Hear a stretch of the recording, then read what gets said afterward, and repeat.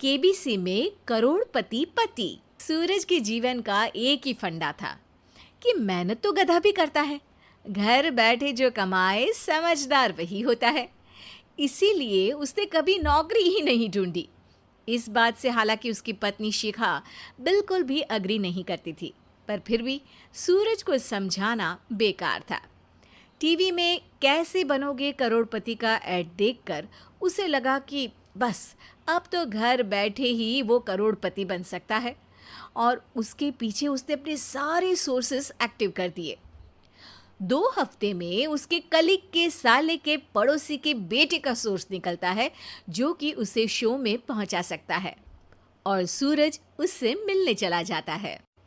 अच्छा, तो हमें मुकेश जी बता रहे थे कि आप हमें शो में पहुंचा सकते हैं। हाँ, उसमें कोई तकलीफ नहीं है। मैं कल अगर कोशिश करूँ तो इसी महीने में आपका नंबर आ जाएगा। अरे ये तो बहुत बढ़िया हो गया। अच्छा, वो सिलेबस और क्वेश्चन पेपर का कोई जुगाड़ है क्या? हैं?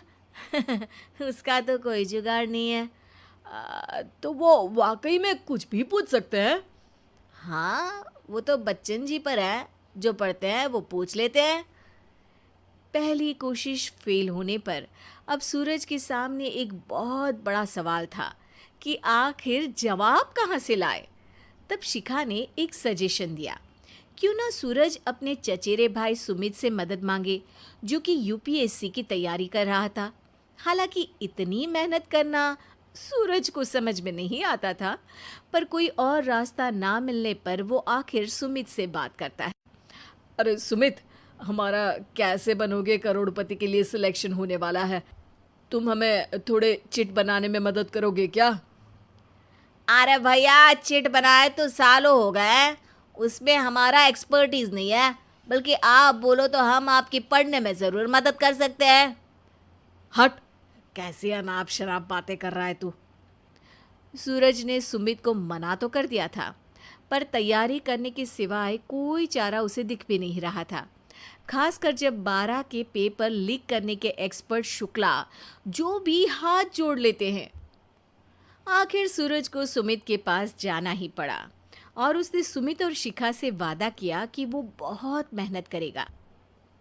1 महीने की तैयारी के बाद फाइनल हुआ कि शो से 1 हफ्ते पहले एक ट्रायल खेला जाएगा, जहां पर सारे रिश्तेदार ऑडियंस की जगह पर होंगे और शिखा सवाल पूछेगी। दूर दराज से भी रिश्तेदार आकर हाजिर हो गए देखने कि आखिर कैसे बनेगा सुमित करोड़पति। सब कुछ सेट था, और इतने में सूरज आकर अपना स्पीच देता है। ये 1 महीना मेरे लिए आसान नहीं था, पर अपने भाई सुमित और अपनी पत्नी शिखा की मदद से मैं इतनी दूर पहुंच पाया हूँ। मेरे मम्मी पापा के आशीर्वाद ने भी बहुत साथ दिया है मेरा। मैं उम्मीद करता हूँ कि आज के शो में आप लोगों को बहुत मज़ा आएगा। साक्षी पहला सवाल पूछती है और पूरे कमरे में सन्नाटा छा जाता है। इंडिया में कितने स्टेट्स हैं? 3, सॉलिड, लिक्विड और गैस। अरे रुकिए, तो ऑप्शंस तो देने दीजिए। इतने में 5वीं कक्षा का चिंटू बोल उठता है। अरे क्या मामा, आप तो पहले सवाल पर ही आउट हो गए। अरे बेटा, पहला सवाल तो ट्रायल होता है ना। अरे तुम अब देखना। देखने जैसी बात तो थी ही। सूरज को इतना शांत किसी ने नहीं देखा था। कभी कभी तो लगता था मानो सूरज आंख खोलकर ही सो गया हो। मामा जल्दी करो प्लीज, कल सुबह पनवेल भी तो निकलना है। अरे हट, कंसंट्रेट करने दे मुझे। 3 सवाल में 3 लाइफलाइन खत्म हो चुकी थी, और अब चौथे सवाल पर भी सूरज का मौन नहीं टूटा। पर सूरज अभी भी हार मानने को तैयार नहीं था।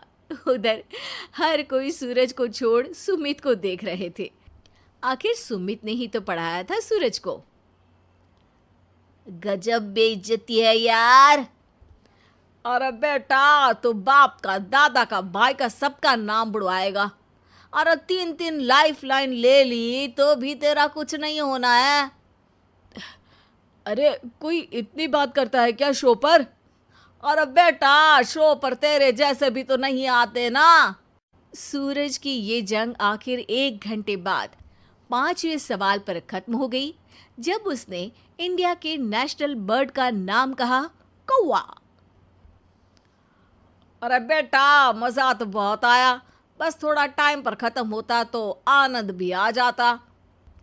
ताने बारिश के बूंदों की तरह बरस रहे थे और सूरज को भी समझ आ रहा था कि ये करोड़पति बनना शायद उसके बस के बाहर की बात है।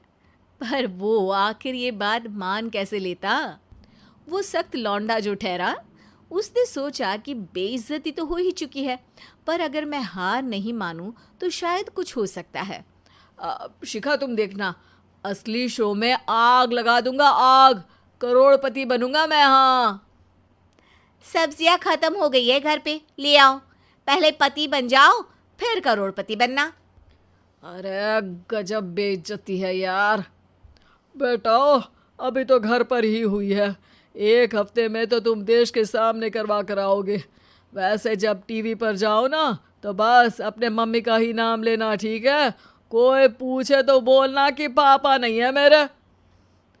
अरे पढ़ाई की, पेपर निकलवाए, इतने सारे लोगों को खाना खिलवाया, क्या फ़र्क पड़ा? इसीलिए मैं कहता हूँ कि मेहनत तो गधा भी करता है, घर बैठे जो कमाए वही सिकंदर। लेकिन मामा, गधे भी जानते हैं कि हमारा राष्ट्रीय पक्षी मोर है।